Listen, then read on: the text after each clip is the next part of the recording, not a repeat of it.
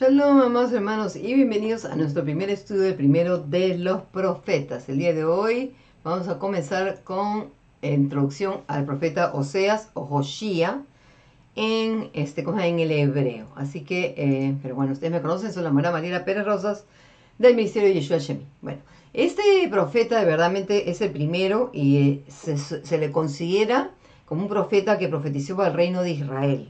¿Okay? Pero lo que van a aprender hoy día, de verdad, por eso les digo que es algo que no se enseña, más hermanos. ¿Okay? Y este se supone que es el primer profeta, el más antiguo, el que empezó, el profeta más antiguo, antes que Isaías incluso. ¿Okay? Se le calcula que es el octavo siglo, o sea, antes de la era común, y que profetizó más o menos entre el año 760, 720, algo así lo que se enseña, en fin, así. Que vamos a ver entonces, como siempre, pues empezar con estas dos pantallas y ver el tema de este profeta que realmente aquí van a aprender algo. Y bueno, yo les comparto lo que yo he aprendido. Ustedes pueden tomarlo o no tomarlo. Cada uno tiene su cabecita para poder pensar qué es lo que opinas al respecto, en fin. Así que vamos a ver cómo empezamos. La composición del libro de Oseas es una de las más tempranas entre los libros de los 12. Y esta puede ser una de las razones de su ubicación al principio de la colección. El libro contiene una introducción y una conclusión muy significativa que proporciona una clave para su interpretación. Quiere decir, Oseas 1.1 dice así: revelación de Adonai que tuvo Oseas ben Berí en los días de Usías, Jotam, Acaz, Ezequías, reyes de Judá, y en los días de Jeroboam ben Josás, rey de Israel.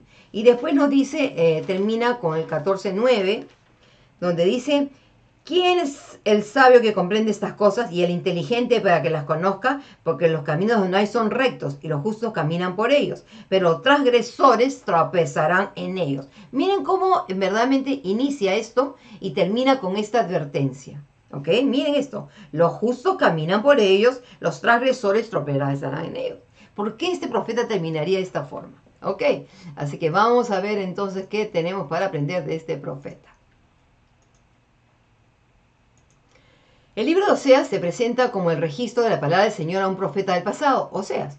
Los temas principales del libro son el abandono del Señor por parte de Israel, el castigo del Señor a Israel por ese abandono, las llamadas al arrepentimiento de Israel y la esperanza de un futuro ideal de reconciliación entre el Señor e Israel. ¿Okay? Eso se presenta ahora.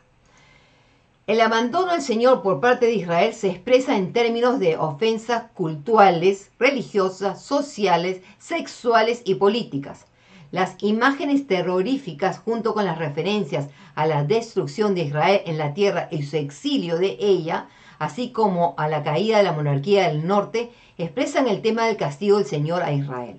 Sin duda, ningún libro profético se ocupa únicamente de la condena y el castigo. Todos ellos transmiten esperanza para el futuro.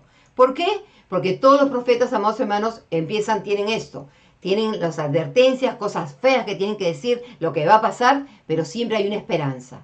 Porque siempre la llamada del profeta era para que hicieran teshuvá. Y siempre la intención ha sido, el Eterno dijo, lo dice en Jeremías me parece, es de que si este pueblo cambia, yo cambiaré de verdad lo que tenía designado. Y de verdad el pueblo tenía que hacer arrepentimiento.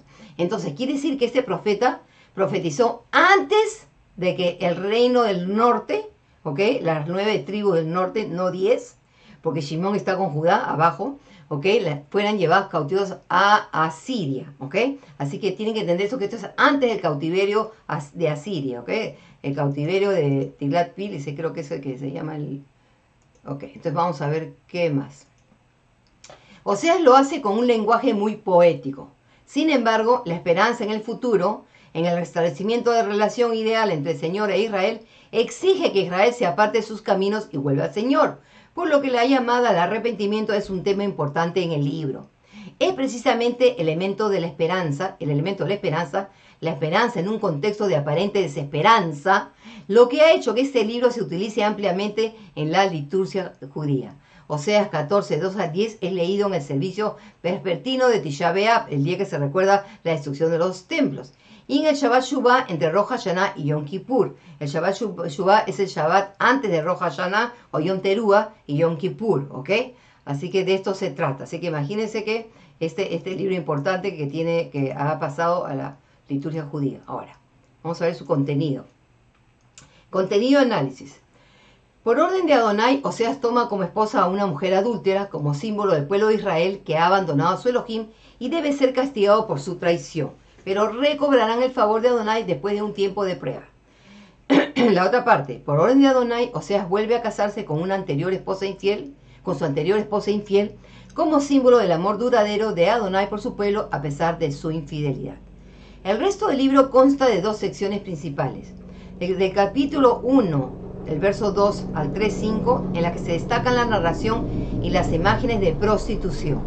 Continúan desde el capítulo 4.1 hasta el 14.9, ¿okay? Lo siguiente, o sea, terminando el libro, que consiste en un conjunto de lecturas que informan de anuncios proféticos asociados a Oseas. Ahora, una subdivisión alternativa se puede, de leer, para leer esto separando las secciones del libro, puede ser una, el capítulo 1 al 3, o otro, el capítulo 4, el verso 11, el 4-11, y después los otros sería el capítulo 12 y 14, ¿ok?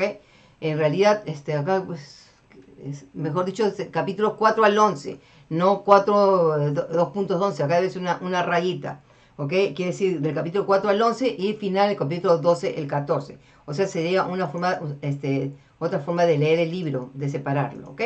Entonces, resumen. Sermón profético de Oseas sobre el pueblo pecador e idólatra de Israel. Anuncio de la ruina que sobrevendrá a Israel, ahora degradado moral y religiosamente por culpa de sus sacerdotes. Oseas 4:4-6. Dice así: pero nadie acuse ni arrependa a otro, porque, oh sacerdotes, contigo mi querella. Por tanto, tropezará en pleno día, y junto con el profeta tropezarán en la noche. Perecerá tu patria, porque mi pueblo perece por falta de conocimiento. Por cuanto desechaste el conocimiento, yo te desecharé de mi sacerdocio. Por cuando olvidaste la Torá de tu Elohim, también yo me olvidaré de tus hijos. Ese es hasta el 6. Ahora, a esto se le añade una advertencia a Judá, en el 4, 15, 18, donde dice: oh Israel, madre prostituta eres, que no lo pague Judá. No entres en Gilgal ni subáis a Bet-Aven, ni juréis diciendo: vive Adonai.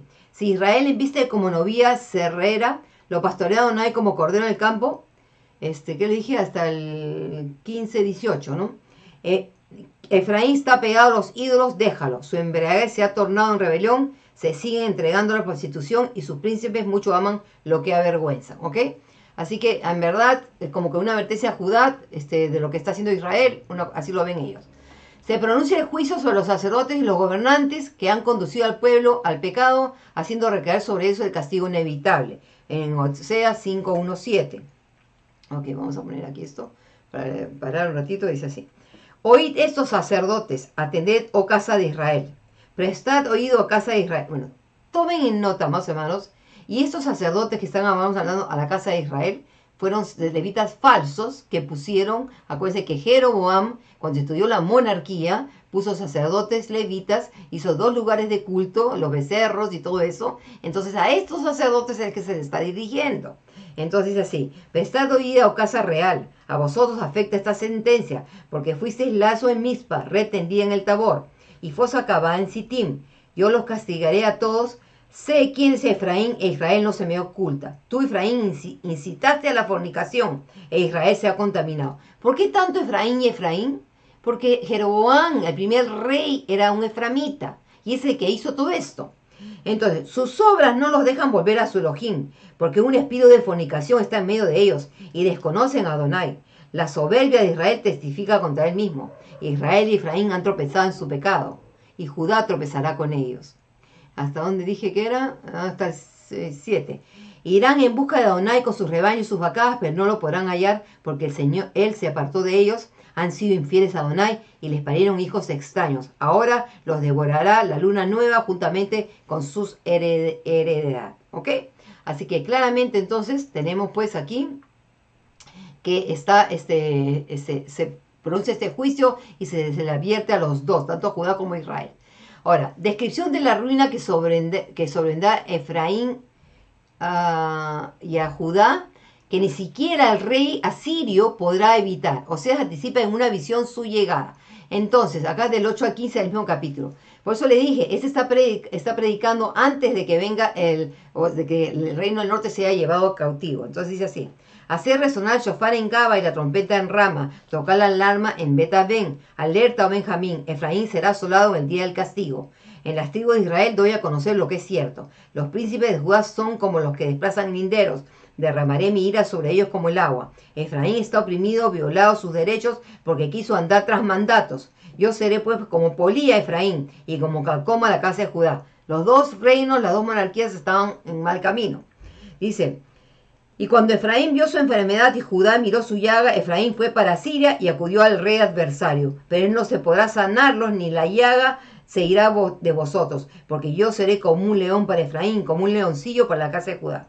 Yo mismo hago presa y me voy, y me la llevo, y no hay quien me la quite. Me volveré de ellos a mi lugar hasta que me reconozcan su pecado y busquen mi rostro y me busquen en su angustia con empeño. ¿Hasta qué pasaje dije acá? Hasta el 15. Aquí acaba, ok. Seguimos ahora.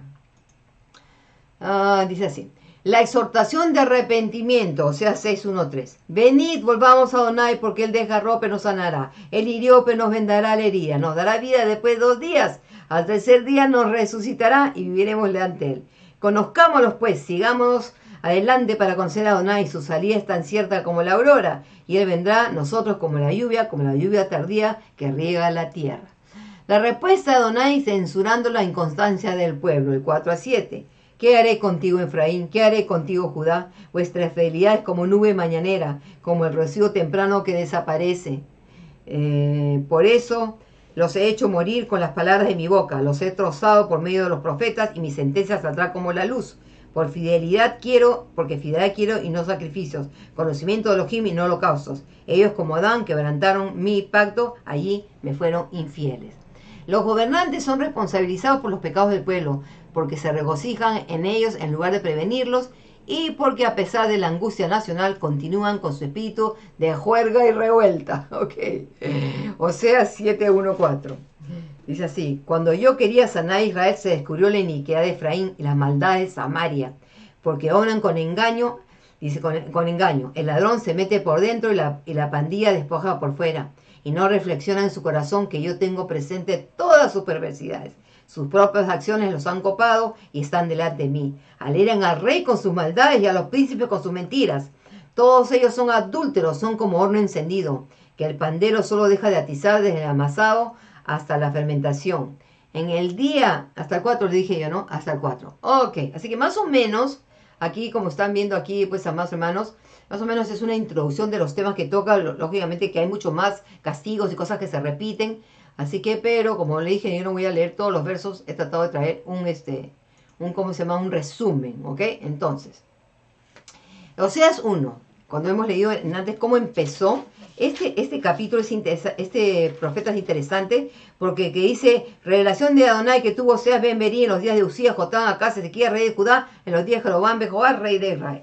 Ok, este relato que se hace de los diversos reinados en los que Oseas profetizó, y suponiendo que la palabra del Eterno le llegó más o menos a veces a lo largo de todos estos reinados, se desprende que profetizó mucho tiempo, que comenzó cuando era muy joven, lo que le dio la ventaja de la fuerza y la agilidad, y que continuó su trabajo hasta que fue muy viejo, lo que le dio la ventaja de la experiencia y la autoridad.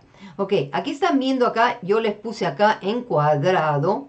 Ustedes están viendo aquí acá el cuadrado de Jeroboam. Espero que puedan ver verdaderamente que está con una espada hacia abajo. ¿Ok? Jeroboam. Después dice Jotam.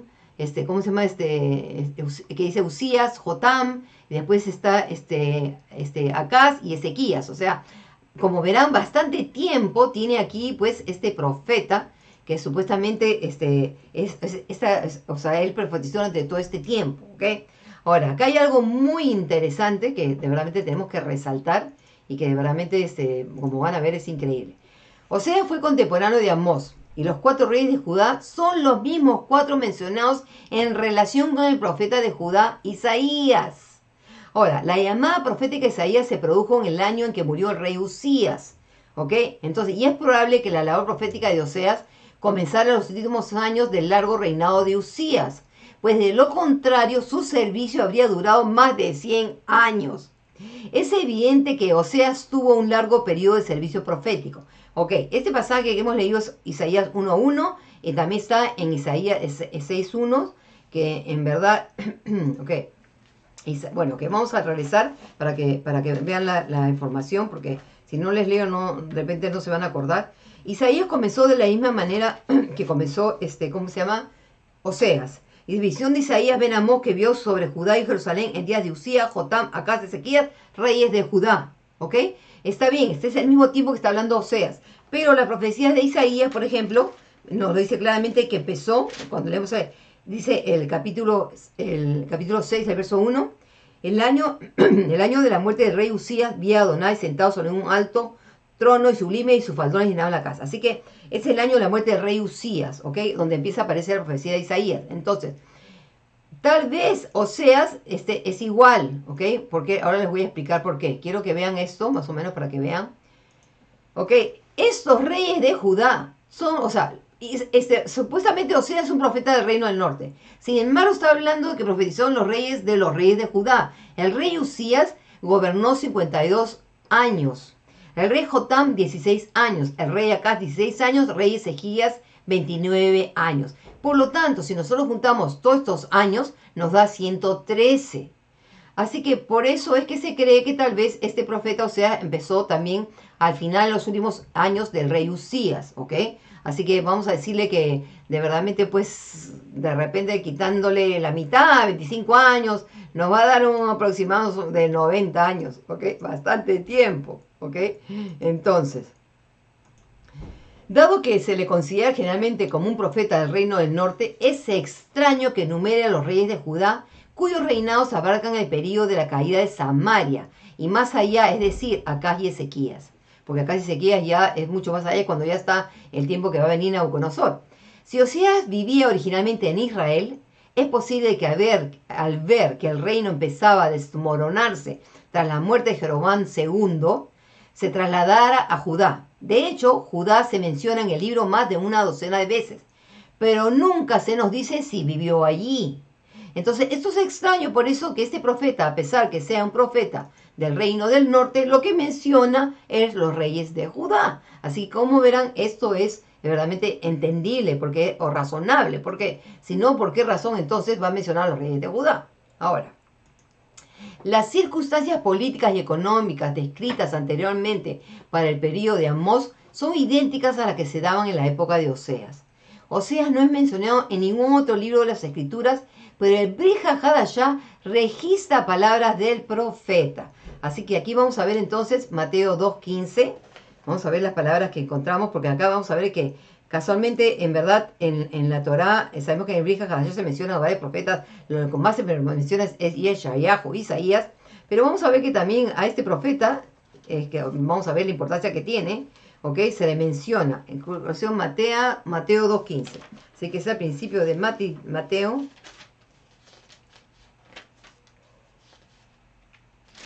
Ay, Mariela. 2.15. Dice así.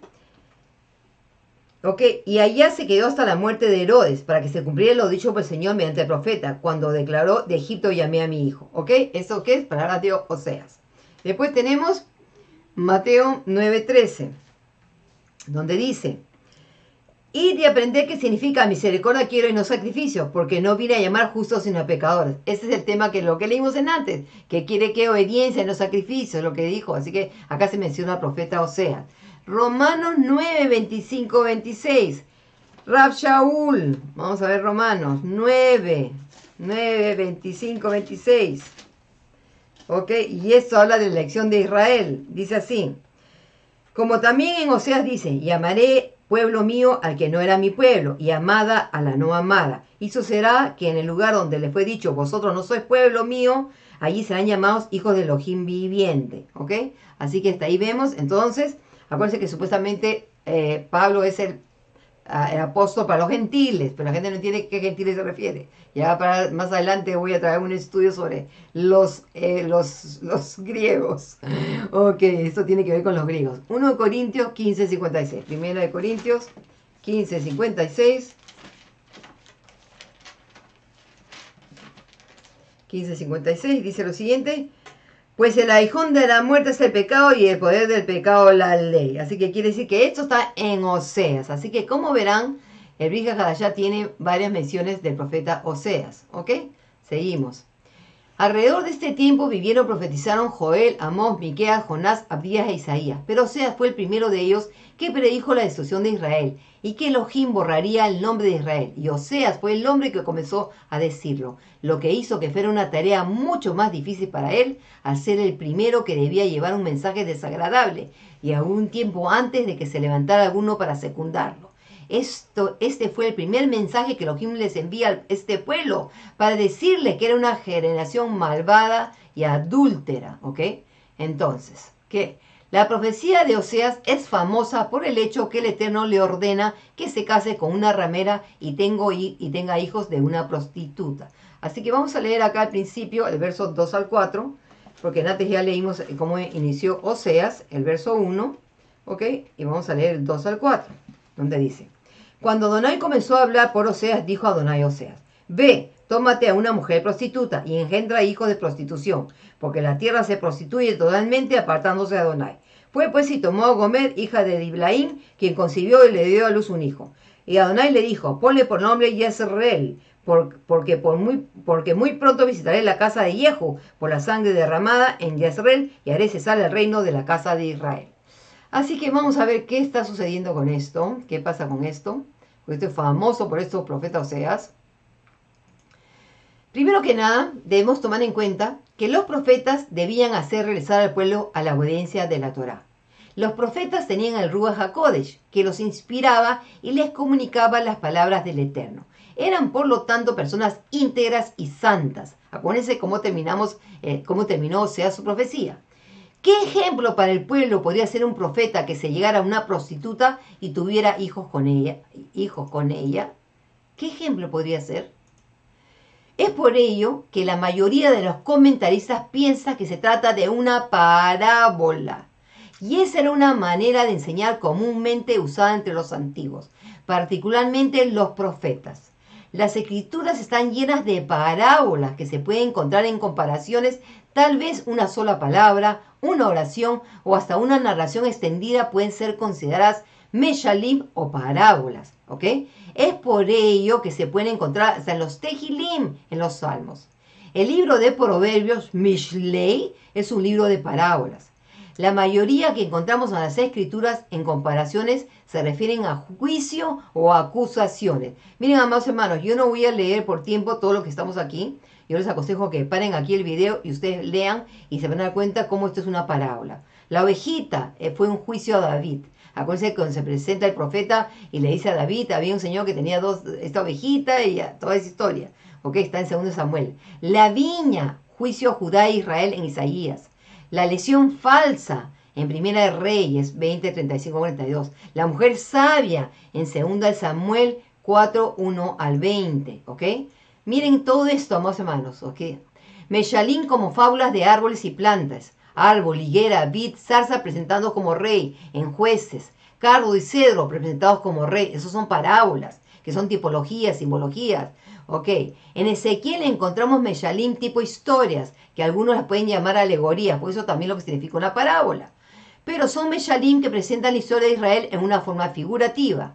Jerusalén la prostituta, el águila y la vid, la leona y sus leoncillos, la vid trasplantada, las 12 hermanas, la caldera, los malos pastores, el valle de los huesos secos, la unión de las 2 varas. Y por último, el libro de Oseas es un mayal del Eterno con Israel, presentada en la relación de Oseas y su esposa. Así que, como verán, amados hermanos, la gente verdaderamente cree que esto es algo verdad. Por eso, por ejemplo, cuando Yeshua habla de la parábola del hijo pródigo, ¿es una historia real? No es ninguna historia real, es una mashal, es una parábola. Y las escrituras, los profetas están llenos de parábolas. Entonces, esto no es extraño. Si ustedes ahora leen todo esto con esta mentalidad, ustedes van a poder entender de otra forma el libro. Porque creo que todos ustedes se lo habían preguntado. ¿Cómo es posible que el profeta va a hacer esto? Verdaderamente, ¿ok? Entonces, vamos a entender qué significa, por ejemplo, aquí, en el hebreo, dice, lo que dice, Vayelech Vayikaj, y fue y tomó et Gomer, y tomó a Gomer, Bat Diblayim, hija de Diblayim, ¿ok?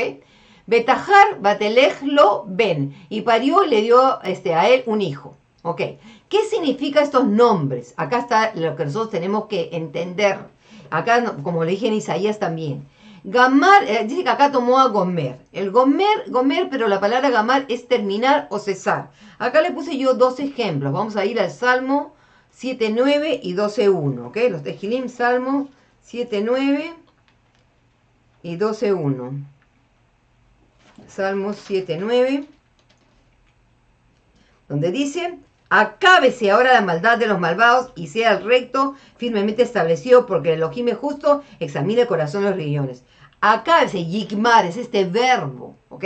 Y después tenemos 12.1, Salmo 12.1, donde dice, salva Adonai porque se están acabando los piadosos, gamar, terminando, cesando, porque han desaparecido los leales entre los hijos de los hombres. Cuando ustedes leen Exaltando Perlas, y ver por qué este Gomer tiene esto, y ven los pasajes de este verbo, ya están entendiendo por qué este nombre, porque eso es lo que ha cesado lo justo, ha cesado todo esto, ¿ok? Ahora, con respecto al nombre que encontramos aquí, Diblayim, ¿ok? Esto está en hija de Diblayim, está en plural, pero la palabra en realidad es de Belá, ¿ok? Que esto se trata, en verdad, de Belá significa una torta de higos prensados, ¿ok? Eso es una de Belá. Entonces vamos a ver a qué se refiere Isaías 38.21. Isaías 38.21. La palabra dice, porque Isaías había dicho, tomad una masa de higos, trituradla y aplicadla sobre la úlcera y sanará. Así que acá habla no solamente pues de que cesará, que todo esto, pero también habla que de una promesa de repente de una sanación, que es lo que vemos en el tema del libro. Después tenemos Ezequiel 6.14. Vamos a Ezequiel 6.14, donde dice, y extenderé mi mano contra ellos y donde quiera que habiten, pondré la tierra más asolada y devastada. La tierra más asolada y devastada que el desierto hacia Diblat, y conocerán que yo soy Adonai. Así que aquí está mencionando no Diblayamin, ni Diblat, sino Diblat, que también es otra palabra para plural, pero en femenino, pero habla de la tierra que será asolada y devastada hasta Diblat, ¿ok? Eso es lo que está diciendo aquí Ezequiel. Pero ¿cuál es este tema? ¿Ok? Vamos a ver. El Eterno está mostrando Oseas cómo estaba Israel para él. Este pueblo es para mí tal deshonra y tal pena y vejación como lo sería para ti una esposa de fornicaciones e hijos de fornicación. Porque la tierra ha cometido grandes prostituciones. La tierra ha cometido prostitución. No es aquí y allá una persona particular la que es culpable de idolatría, sino que toda la tierra está contaminada con ella. El pecado se ha vuelto nacional. La enfermedad epidémica. Qué cosa tan odiosa sería para el profeta, un hombre santo, tener una esposa prostituta e hijos prostituidos como ella. Están dando la enfermedad epidémica. Entonces estamos viendo que la que tuvo Diblat, eso tiene que ver con sanidad, porque las tortas de higos que se creía que sanaban. Entonces tienen que entender, por eso, amados hermanos, que el hebreo es el que nos ayuda a ver todo esto, a entender a un nivel que nosotros no podemos entenderlo, aunque querramos. No se puede, amados hermanos, no se puede. Ok, ahora. El profeta debe, como si fuera a través de un cristal en perspectiva, mostrarle su ruina. Y esto lo hace con los nombres dados a los supuestos hijos nacidos de esta adúltera. Porque como la lujuria cuando ha concebido da luz el pecado, así el pecado da luz a la muerte. Eso sabemos nosotros porque lo leemos ese pasaje en el Brit Hadashah. Entonces vamos a ver los nombres que dice Oseas en 1.4. ¿Cuáles son los nombres que le va a poner? Eso también nos va a ayudar a entender lo que se trata. Y dice así.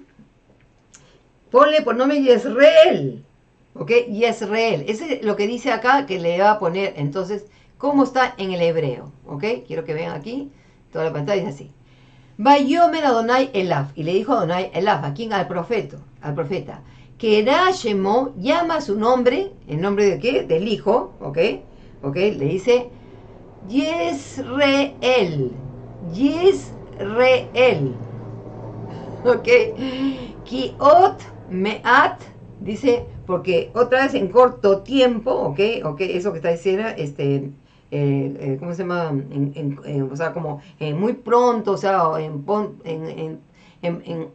más tiempo, una cosa así, bueno, dice, Upakati et demei Yisrael, visitaré la sangre de Yisrael, al Bet Yehu, por la casa, sobre la casa de Yehu, Behishbati, ¿ok? ¿Qué es lo que dice acá? ¿Cómo se llama? Haré regresar en realidad.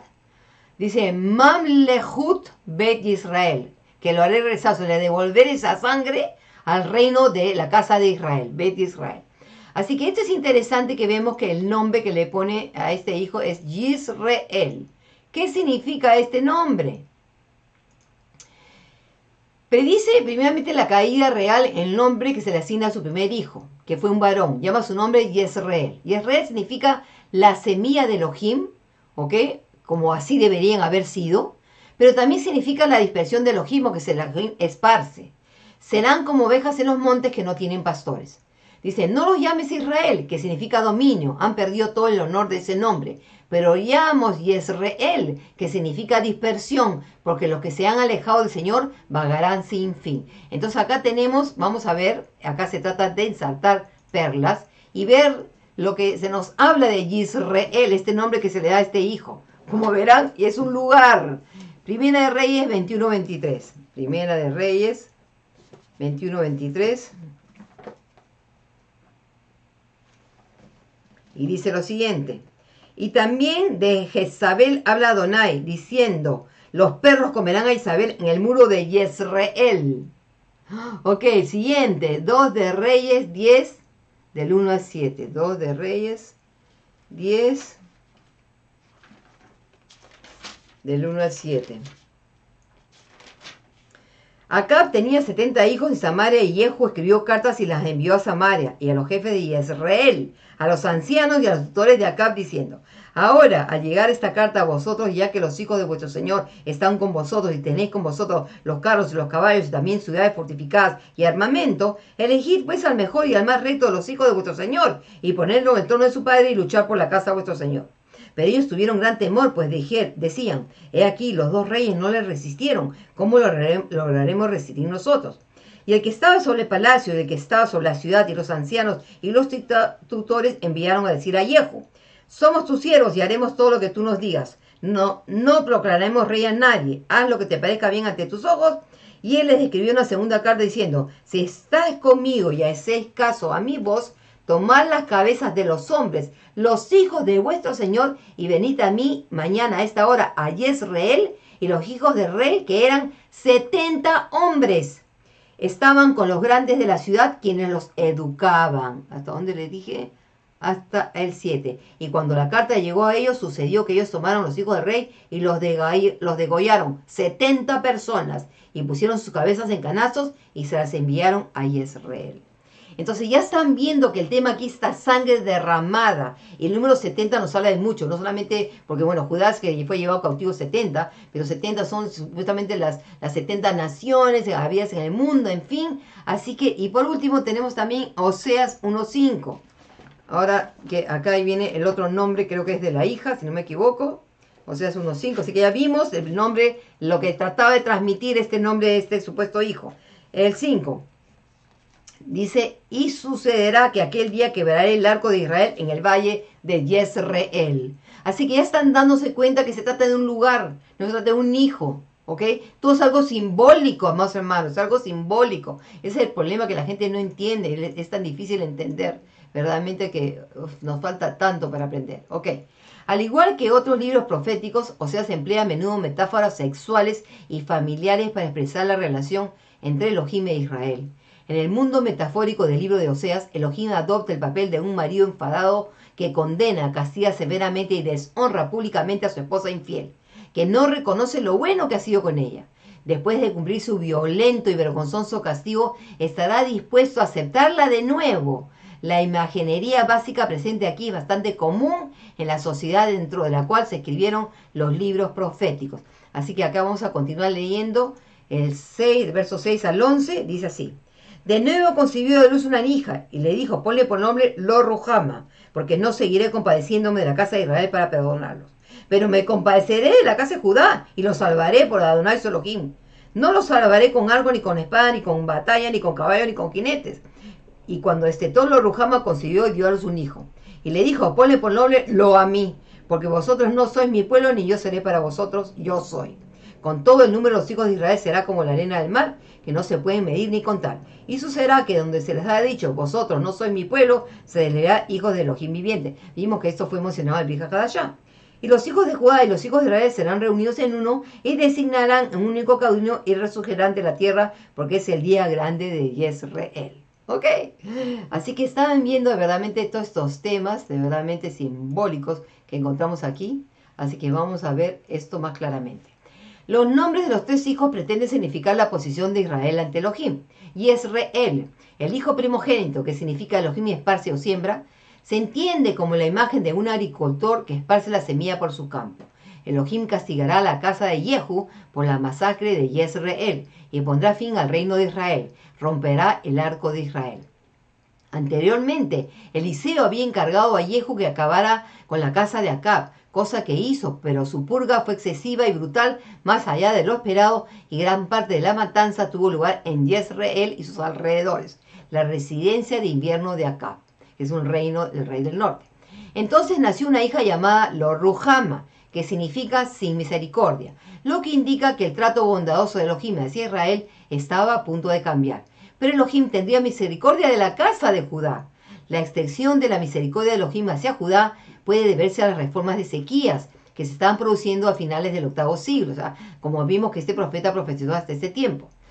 De esta unión nace un segundo hijo llamado Lo a mí, que significa no es mi pueblo, y yo no soy tu Elohim, es lo que le dice. El nombre Lo a mí significaba la ruptura de la relación de alianza matrimonial con Israel debido a su infidelidad. Ok, acá quiero decirles algo. Nosotros sabemos, porque lo vemos en Jeremías y todo, que el Eterno al reino del norte le dio carta de divorcio. Pero sabemos que le ofrece volverla a tomar. Sabemos que a Judá, sin embargo, no le dio carta de divorcio. Entonces, todo el mundo se pregunta siempre cómo es posible si el Eterno Yeshua es el mismo, es Elohim, y cómo si la Torah nos dice que si el marido se divorcia de la esposa y la esposa se llega a otros, el marido no puede volver a tomar a la primera esposa. Este es el tema que trata. Ahora, quiero decirles algo. Acá es lo importante de vernos como Judá. ¿Saben por qué, amados hermanos? Porque a Judá nunca se le dio carta de divorcio.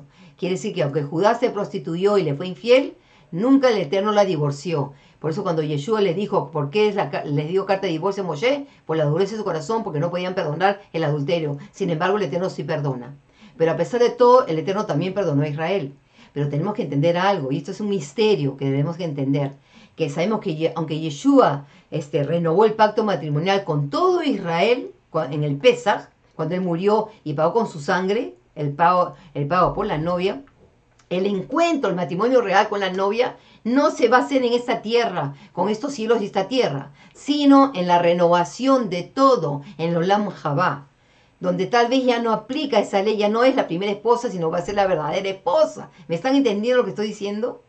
Por eso le digo que hay que tratar de comprender esto, ¿ok? Eso es lo que pasa, que a veces nosotros pensamos y queremos encuadrar a Elohim en un cuadrado y nosotros no entendemos de verdaderamente por qué él hace las cosas. Pero bueno, esto es una cosa, de verdad, un entendimiento que yo tengo, ustedes lo pueden tomar o como quieran, no hay problema con eso, en verdad.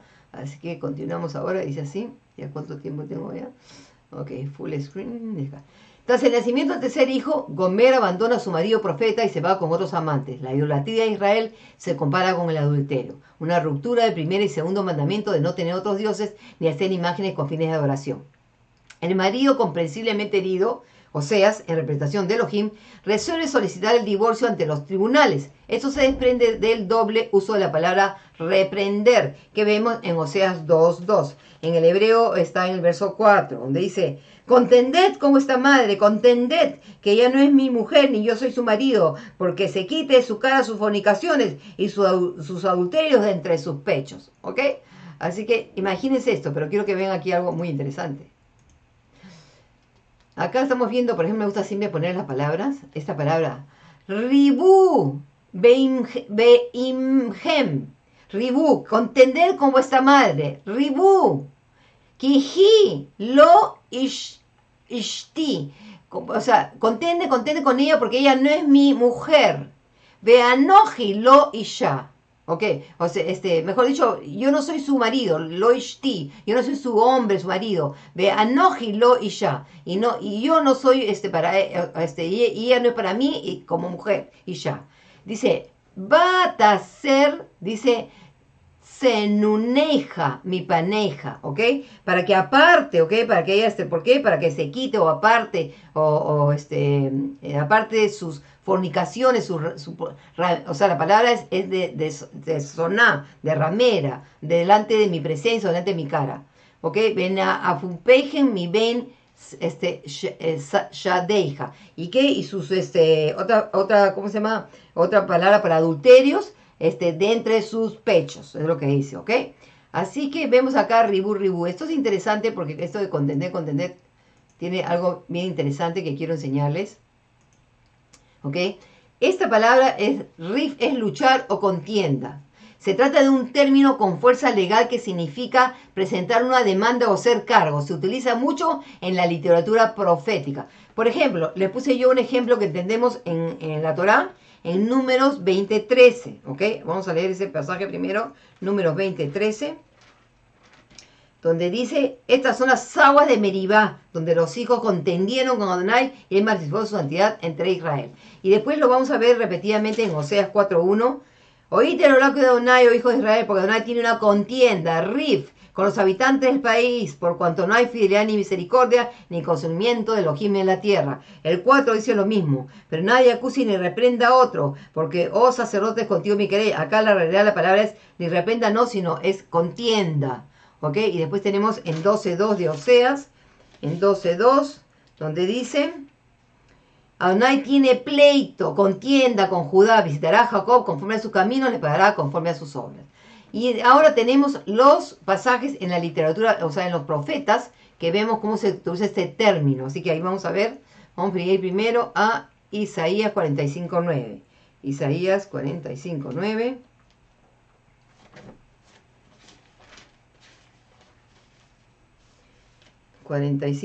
Dice lo siguiente: ay de que contiende con su hacedor, como tiesto entre los tiestos de barro. Dirá el barro al alfarero: ¿qué haces? ¿O tu vasija no tienes asas? O sea, ¿se dan cuenta que esto es algo legal? Después tenemos Jeremías 2:9, Yirmiyahu 2:9, donde dice: por eso vuelvo a contender contra vosotros y contra los hijos de vuestros hijos, dice Adonai. Después tenemos en Amós 7:4. O sea, hay muchos más otros pasajes, pero ya de verdad, para no hacer tan larga la clase, no me gusta hacer clases largas, ¿ok? Amós viene después de Joel 7:4, dice: Adonai me mostró así, he aquí, Adonai llamaba a juicio mediante el fuego y había consumido el gran abismo, iba a devorar toda la tierra. A ver qué estoy leyendo. Amós 7:4. Bueno, de repente este es el pasaje, estoy seguro que me llama a juicio o contención de repente. Acá la textual, por ejemplo, tiene un circulito y ¿cómo se llama? Y vamos a ver qué es lo que dice acá.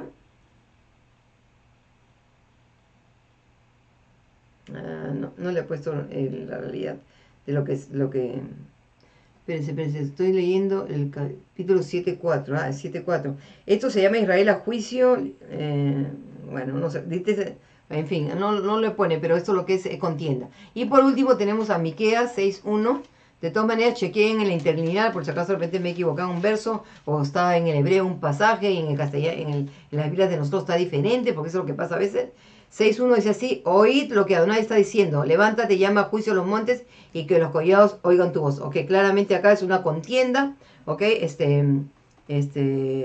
lo que tiene, bueno, en verso, de repente es el 2, que dice: oh montes y fuertes cimientos de la tierra, oíd el pleito de Adonai, porque Adonai tiene pleito con su pueblo. Tal vez estoy poniendo lo que está en el hebreo y no lo que está en el español, así que, pero ese es el tema, ya como están viendo aquí nuevamente, que este es un término que implica qué cosa es con fuerza legal, ok, que se meterá en una demanda o hacer cargo. Ahora, acá lo interesante de esto, es que quiero que noten algo, que no se han dado cuenta, es que en este caso el padre pide a los hijos que actúen como hostiles testigos contra su madre, adúltera.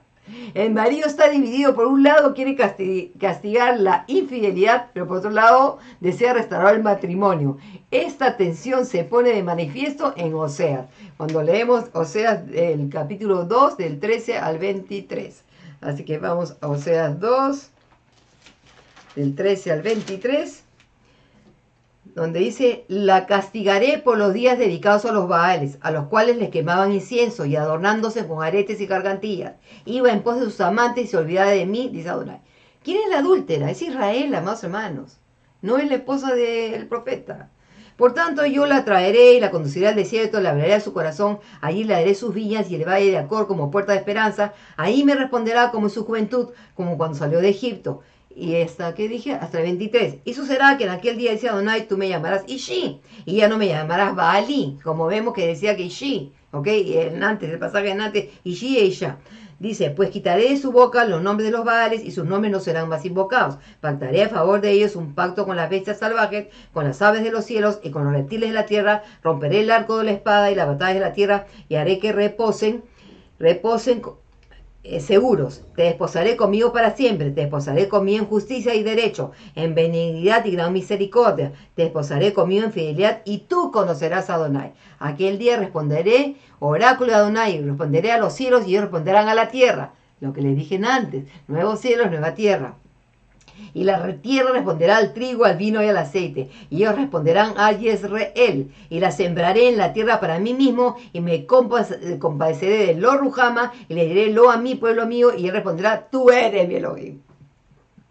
Así que imagínense, ahora están entendiendo esta contienda, todo lo que tiene que ver aquí. Ay, Dios mío, vamos a ver. Se entiende que esta restauración se produce después del exilio, con el regreso de los judíos del cautiverio en Mesopotamia para reconstruir Jerusalén y el templo de Elohim. Que acá hay una primera reconstrucción, un primer tiempo, que también sabemos que Yeshua hace lo mismo. Ahora, en Oseas 3.1 dice así: Vayome Adonai el life. Ot, me dijo Adonai a mí. Ot, otra vez. Lej, ve, Ejav, ama Isha, ama mujer. Ajubat Rea, amada por su compañero. Dice Umena Afet, ¿y qué? Y adúltera. Que Ajabat Adonai et Bene Israel, así como amó a Adonai a los hijos de Israel, Bejen Ponim el Elohim Aharim, y ellos ponían, o sea, vamos a decir, ponían en su presencia o en su cara, o siguieron de realmente, ¿cómo se llama? Los dioses ajenos, ¿ok? Seguían a sus dioses ajenos, ¿ok? Ojabei, dice Ashishei Anabim, y que hizo así, que aunque, aman las pasas o las tortas de uva de pasas. ¿Ok? Anabim es eso, pasas, y entonces ama estas tortas, ¿ok? Que es como la que vemos que también creo que le presentaban a la reina del cielo, en fin. Así que acá otra vez nos dice que, regresa otra vez, acá es interesante porque quiero que vean de nuevo. Dice que otra vez anda, ¿ok? Ama mujer, ama a mujer, o jefe. No le dice tu mujer, no le dice tu mujer, sino dice ama mujer. Y entonces dice que Ajubat, amada por su compañero. Acá ni siquiera usa la palabra para esposo ni nada, sino usa la palabra rea, compañero, y que es, ¿qué? Es una adúltera. Así que, como dije yo, pues acá es muy interesante verdaderamente ver estos temas, a qué se refiere exactamente. Pero bueno, continuamos y dice así. Lo que hace este acercamiento sea tan impensable es que la Torah prohíbe específicamente recuperar para el matrimonio a un cónyuge infiel y divorciado que se haya vuelto a casar. Eso lo encontramos en Deuteronomio en 24:1-4. Pero vamos a leer el de Romanos 7, porque eso es lo de las parashá que siempre estamos estudiando cada semana. Y imagino que lo acabamos de leer hace poco. Bueno, no sé cuándo estoy subiendo este video, pero bueno, Romanos 7:2-4 nos dice algo parecido. Dice así: porque la mujer casada está ligada por la ley al marido que vive, pero si el marido muere queda libre de la ley del marido. Así que mientras vive el marido se le llamará adúltera si llega a ser de otro varón, pero si muere el marido es libre de la ley hasta el punto de no ser adúltera si llega a ser de otro varón. Así también vosotros, hermanos míos, se os hizo morir a la ley mediante el cuerpo del Mesías para que llegues a ser de otro, de que fue resucitado entre los muertos, a fin de que diéramos fruto para Elohim. Ok, esto es un tema de verdad que tiene que ver con esto que está hablando acá, pero acá es interesante, porque en realidad acá está diciendo que la mujer está casada con un primer marido, pero el marido murió. Y después, después dice, ustedes han muerto a la ley mediante el cuerpo del Mesías. Ok, ¿a qué se refieren? ¿A qué ley? Tal vez esta ley del Deuteronomio de la primera esposa de que no podía tomarla, pero sabemos que realmente el Eterno va a tomar de nuevo a pesar de los adulterios de Israel. Así que tal vez eso está en la mentalidad rabínica de Pablo. Ok, ahora, este mensaje trataba de ilustrar que eso es lo que Elohim estaba dispuesto a hacer por su esposa infiel, Israel, que había cometido adulterio con deidades paganas. Este es el caso de la restauración del matrimonio de Oseas con Israel y que establece el marco para el resto del libro al enfatizar los temas de rebelión, juicio, reconciliación en relación del Eterno con Israel. Eso es todo el tema que va a tomar el tema, ¿ok? Tocar el tema. La unidad más grande del libro se compone de muchos mensajes más pequeños con diversos temas y motivos, como dije, del capítulo 4 al 14. Un tema dominante, sin embargo, es la representación de Israel como hijo del Señor. 36 veces se identifica a Israel con Efraín. En lugar de que José tuviera un territorio con su nombre, como los otros hijos de Jacob, los nombres de Efraín y Manases se utilizaron para la región central de las colinas de Israel, junto con las tierras adyacentes de Manases en Transjordania. La elevación de los hijos de José sigue el deseo expreso de su abuelo Jacob de que Efraín y Manases serían míos como Rubén y Simeón. Ok, acá quiero que vean importantísimo porque ustedes verán aquí el tema de Efraín, y vemos se trata en los tiempos de Jeroboam. Y ustedes están viendo aquí el cuadrado que le puse en rojo en el mapa. En Efraín se encuentra Betel. Ok, ahora Dan, ¿cómo se llama? El otro becerro está en Dan. Ok, y ¿cómo se llama? Pero Samaria más o menos está en Manases, no está en Efraín. ¿Ok? Shiloh, que donde estaba el tabernáculo, sí está en Efraín. Así que el hecho de realmente que tanto habla del pecado de Efraín, ¿ok? No es por la tribu en sí. Eso es lo que quiero que entienda. ¿Por qué se trata de Jeroboam el Efraimita? Porque así como vemos que, por ejemplo, en el libro ¿cómo se llama? De los reyes, subió un rey pagano, el rey pagano adoró a dioses, todo el pueblo lo pagaba. Es una cosa similar, ¿ok? Eso es lo que está pasando. Y es por eso que se menciona tantas veces, ¿ok? Así que ya con esto terminamos. Es posible que se elija a Efraín para representar a todo Israel, porque en él se encontraba la primera capital religiosa de la nación, Shiloh. Betel también estaba en Efraín, como dije antes, no estaba el becerro, pero también era el templo del reino. O sea que estaba, como dice, con ustedes sacerdotes mi querella, porque el templo estaba en el territorio de Efraín. Y así lo recordó el profeta, ¿cómo se llama? Amós. O sea, recordó el sacerdote Amasías a Amós en Amós 7:13. ¿Ok? Así que con esto vamos a terminar Amós 7:13. Amós. Dice así: pero no vuelvas más a profetizar en Betel, porque es santuario del rey y templo del reino. ¿Ok? Así que claramente eso es lo que vemos, amados hermanos. ¿Por qué tanto Efraín? Porque acá estaba el templo pagano, el templo del sacrificio, los falsos sacerdotes, el cambio de las fiestas y todo esto. Y es por eso que es vista a Israel como esta esposa adúltera. ¿Ok? Así que como verán, si ustedes ven este libro de la forma que les he enseñado, viéndolo como una parábola, como una mashal de lo que está tratando de transmitir de realmente el Eterno, que dijera al profeta cómo era Israel vista ante los ojos de él, y cómo se sentía el Eterno, es más fácil de entender de cómo un profeta, que los profetas son los llamados de enseñar Torah y realizar, hacer teshuvá al pueblo, va a hacer esto. El único profeta desobediente que tenemos en la Torah, nada más y nada menos que es Jonás. ¿Ok? Jonás es el único profeta desobediente, pero ese también tiene un tema, es una mashal, o sea, es decir, no que no sea cierto, no estoy diciendo eso, pero también tiene una mashal que tiene que ver con los tiempos de Yeshua, con la venida del Mashiach. Así que por eso vamos a estar estudiando estos profetas, de verdad, estos temas y estas pistas que verdaderamente que nos ayudan a entender pues la profecía, porque verdaderamente esto no es la profecía, no es interpretación propia, sino es de los jajamín, de los sabios, de verdaderamente, como los dice el Brija Hadashah, se nos explica. Así que espero que hayan disfrutado y por favor, amados hermanos, consideren apoyar el ministerio. Es mucho esfuerzo lo que uno pone en hacer estas clases para poderles alimentar con la palabra y pues sean recíprocos. Así que siempre les pido por favor que nos mantengan en oración.